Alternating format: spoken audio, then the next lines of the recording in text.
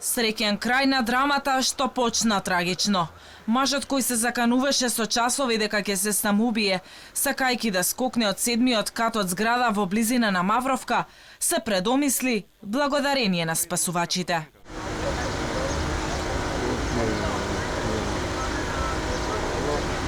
Од МВР велат дека за лицето ќе биде спроведена понатамошна постапка. Лицето безбедно и без повреди е симнато од зградата и однесено во полициска станица за понатамошна постапка.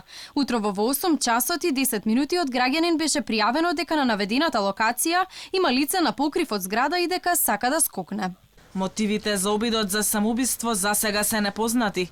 Неофицијално станувало збор за семејни проблеми, но тоа од надлежните институции не е потврдено.